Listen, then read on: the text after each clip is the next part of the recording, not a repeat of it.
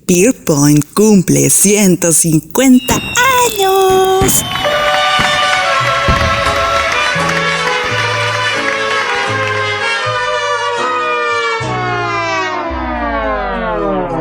Así es, el barco se sigue hundiendo, las acciones no han remontado, por ello mientras los empleados de Pierpoint echan copichuela de Tonalla, los altos mandos se reúnen en la sala de juntas para limpiar el cagadero, ya sea buscando inversores que puedan saldar la deuda presente. También podría el gobierno rescatarlos financieramente, o bien ser adquiridos por algún órgano financiero. Mientras esto sucede, Eric encomienda a Rich la tarea de deshacerse de todas las operaciones que tenga en la cartera y así generar las últimas ganancias, más rápido que pronto. Ante esto, él se reúne tanto con Anratx como con Sweetpea para ejecutar dicho plan. Rich, dispuesto a salvarse del iceberg, se comunica con Harper para entrar al Leviatán Alpha, junto con sus cachorritos a cambio de información relevante de la situación actual de Pierpoint. Al estar apostando en estos momentos en posición corta, sin más, se da el lujo de pensárselo en una suite de hotel, porque ¿qué creen? Ya dejó la choza de Robert, mientras despide a un camarero chacal que le pregunta si mañana... Señora le dice, hasta aquí llegaste mi amor, ya tengo la batería cargada, adiós. Por otro lado, los altos mandos de Pierpoint también son mandados a volar por el Tesoro estadounidense al negarse a rescatar el banco, con el pretexto de estar en elecciones. Por ello no sería factible involucrar los dineros en fines ajenos al bienestar social. Todo sea por no dañar su imagen ante los electores. Así que la cosa se torna compleja, mas no imposible, teniendo sobre la mesa las siguientes opciones. Número 1. Hacer tratos con los árabes. Número 2. Aliarse con la banca japonesa. Número 3. Fusionarse con el banco Barclays. La primera opción es sugerida por el ruco Philip. Se quiso tomar en cuenta, pero tanto Adler como Eric se oponen al tener duda de la procedencia del dinero, intuyendo un posible lavado de capital. Aunque esa cuestión a la junta directiva no le pareció mala, pero al fin desecharon la idea. La segunda opción, propuesta por Adler, en ese momento ni se toma en cuenta, al ser opacada por la tercera opción, ofrecida por Wilhelmina, que incluso convocó al presidente ejecutivo de Barclays, Michael Stone, a personarse en Pierpoint para discutir los términos de la fusión, aunque Adler y Eric estuvieran zurrándose ante tal situación. Esa eventualidad pasa por las narices de Rich, que no pierde la oportunidad de congraciarse con Harper. De inmediato le llama para informarle sobre la visita de Michael de Barclays, confirmando una posible compra de Pierpoint. Por ello tendrá que cerrar la operación lo antes posible. Ante cualquier rumor de compra del banco, de inmediato se disparará el precio de las acciones, afectando su posición corta. Agradeciendo la información, Harper le promete un puesto en Leviatán, pero solo a él. Los cachorritos quedan fuera de la ecuación, sugiriendo que los aviente a algún lote baldío, porque solo hay croquetas para un solo perro. Este pareciera consternado en primera instancia, pero enseguida le cambia el semblante, porque es un puto cabrón que solo le interesa su propio bienestar. Quien al igual está buscando su propio bienestar es Robert. A partir de esa peyotiza se le abrió su tercer ojito, teniendo una visión muy diferente de la vida y dispuesto a dejar atrás a Pierpoint, apostando por un empleo en Gales, gracias a un conecte que tuvo, supongo de la misma peyotiza, de un tal Pierre, que lo recomendó a un centro de investigación médica de medicina alternativa. Estos, además de químicos, médicos, también requieren de financieros, y ahí es donde entra Robert. Por ello, le encargan la casa a Jasmine diciéndole que cierre con llave cada que sale, pero cambia de opinión cuando se fija en la deprimente situación de la señora toda ensimismada. Le da algo de penita y decide invitarla al viajecito que va a emprender. Esta al principio se opone al tener miedo de los paparazzis, pudiendo esto seguirla. En eso Rob le confirma que no hay ningún fisgón a la vista. Yo creo que después de que le dijera ¡muérete! Al último fotógrafo, ya les entró la pánica y mejor se alejaron. No vaya a ser el diablo y aparte esta de ser asesina por omisión también lo sea por palabra. Aún sintiendo miedo de salir, pero al final se convence y acompaña a Rob. Ya estando en carretera, a este último no le para el hocico hablando de los múltiples beneficios de la medicina a base de honguitos, donde próximamente trabajará. A Jazz la tiene toda mareada con su letanía, y en eso recibe de nueva cuenta la llamada de Maxine Alonso. Él en el pasado fue gestor financiero de papá Hanani y sí, también se dio su revolcón con la nena, el cual previamente intenta comunicarse, aún estando en la choza de Robert, pero la señora rechazaba las llamadas.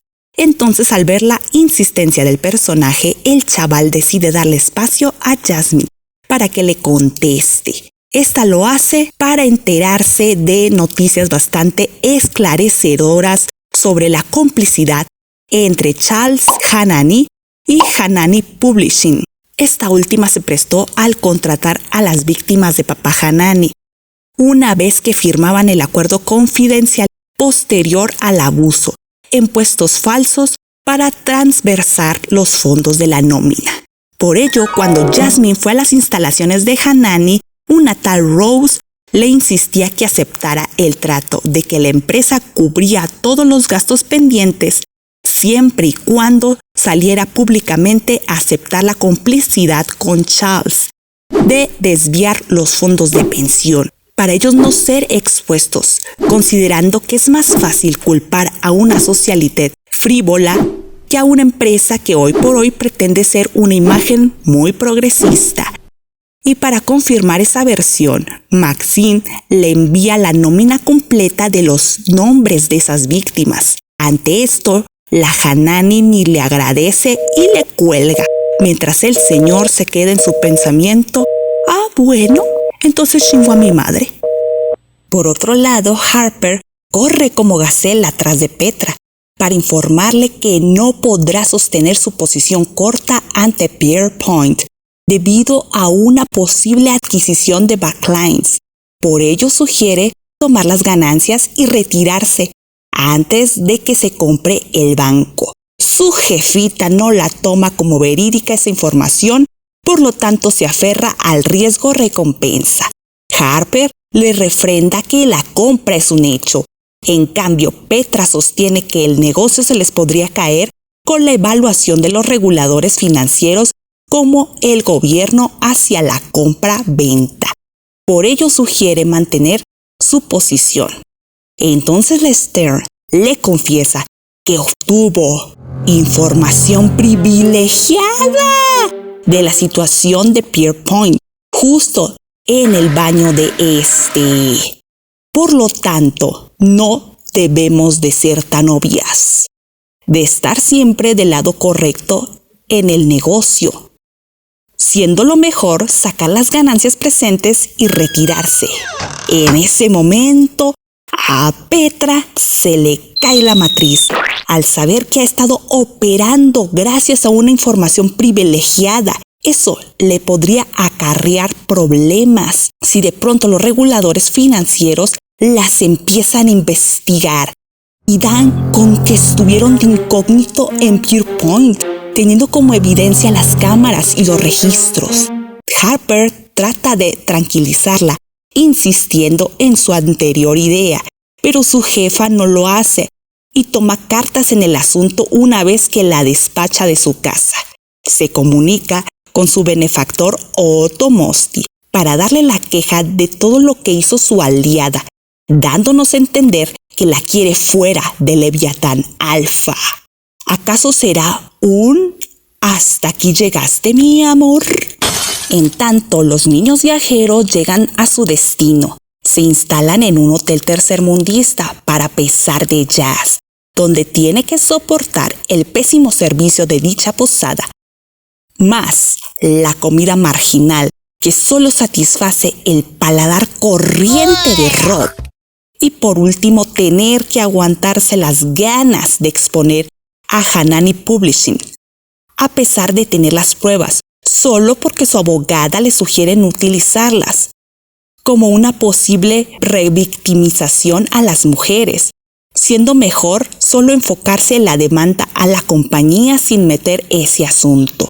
Ante tal insatisfacción, la Jasmine desea distraerse un poco con su juego favorito, calentarle los tanates a Robert, al decirle que debería ligarse a la recepcionista para que tenga su noche buena, porque con ella no habrá acción. Bueno, aunque por otro lado no estaría mal. Y de inmediato le baja el balón diciendo: tú y yo ya pasamos por esos jueguecillos. Yo soy un hombre muy tenaz. Para entonces, la Jasmine se apena tanto que hasta le pide disculpas e incluso se sincera con él diciéndole que ese impulso de ella al momento de que empieza a sentir amor o interés, de inmediato quiere sabotear esos sentimientos tan lindos por sexo. Con estas declaraciones se nos empieza a ablandar el chaval, no sin antes decir que tiene mucha expectativa por el futuro. En pocas palabras, no quiere que se le arruine, pero aún así le da su besito tiernecito a la nena. Esto le da esperanza al momento que se van a sus habitaciones, por cierto, separadas. Esta le lanza una miradita a Rob mientras este la rechaza sin decir palabra. Estando en la habitación, sin obtener su recompensa, empieza a checar de nueva cuenta la información que le mandó Maxine. De pronto se agobia y recuerda que tiene unas pastillas de laboratorio alternativo donde pretende trabajar Robert. Empieza a echarse una pastilla, 2, hasta 3. Se supone que se deben de tomar en pequeñas dosis. Al hacer esta acción me dio la impresión de que quería salir de este valle de lágrimas, pero no se echó todas, así que se descarta esa idea. Y bien, el efecto de los alucinógenos hace de las suyas, terminando con una mano cortada al intentar llenar de agua la tetera del grifo en ese estado. Este empieza a gritar tanto que Rob la alcanza a escuchar. De inmediato va al rescate. Está llorando, le dice que si la considera una mala persona. También casi le pide permiso para hacer cosas malas. Entrándole la forzada, le dice que haga lo que quiera. Esta ni tarda ni perezosa dice que lo desea. Todo dicho en tono de niña chiqueada, ¿cómo ven? En eso la mañosa que le mete mano. Y el señor firme, en todos los sentidos, le dice que se detenga. ¡Oh, my God! Un paso bastante importante en él, ya que toda la vida terminaba cediendo a los caprichos de los demás. Hoy dice no. Hasta aquí llegaste, mi amor. En otros asuntos, en Pierpoint, sienten que por fin obtuvieron su tablita de salvación con la aparente adquisición de Backlines. Pero, oh, mi ciela, bad news. Michael les informa que la compra no se podrá efectuar en ese momento, ya que el canciller de Londres se rehúsa a rectificar el rescate a otro banco, mientras su situación política pende de un hilo. Por ello no podrá exponerse al hacer tal acción. Con esta noticia, el más feliz es Adler debido a su trato con los japoneses, que podría ser un hecho. Mas no Rich, que se da cuenta que sus cachorrillos lo desobedecieron en cuanto a lo de vender su cartera. Estos pasados de copas le empiezan a echar sus habladas, sobre todo Anrach, mencionando su complejo de hombre pequeño. La Sweetie diciéndole que no pensaba ensuciar su reputación vendiendo basura. Por primera vez el señor se queda callado, con el culo torcido, viendo los 7 jinetes del apocalipsis y hasta la ramera de Babilonia en acción. Regresando con los altos mandos, ellos se encuentran desesperados por encontrar una solución a su debacle. Adler insiste en Mitsubishi y por fin es tomado en cuenta por Tom Bowlesy. E incluso desea la presencia de los japoneses de inmediato. Hasta le da un calladón de hocico a la Wilhelmina, que insistía en descartar tal idea, ganándose la risa tuberculosa de Eric compitiendo con Alejandra Madrigal de Horta de Amarte es mi pecado. En eso, Adler se pone de acuerdo con Mitsubishi y convoca a Eric para preparar la presentación, cuidando que no existan errores con los números. Apúntale bien. El cielo empieza a clarear y llegan estos personajes a cerrar su acuerdo con Pierpoint, generando el beneficio de cubrir la deuda existente, apoyando los activos de la cartera sin cambiar la filosofía del banco, con la promesa de que su inversión será devuelta en un plazo de 10 años. Pero llega un momento álgido. Eric expone un error en los estatutos donde supuestamente la sociedad iba a ser más beneficiosa al lado de Pierpoint que en Mitsubishi, en vez de que existiera una verdadera equidad. Esto deja contrariados a los japoneses. Bit Adler no entiende lo que está pasando, ya que se le hace raro no prever ese error. Eric insiste que anteriormente le informó, pero este aparentemente se le olvidó. Esto saca de su centro a Adler, previendo que esté dando señales de un posible deterioro cognitivo debido a su enfermedad, la cual expone a la junta alentado por Eric.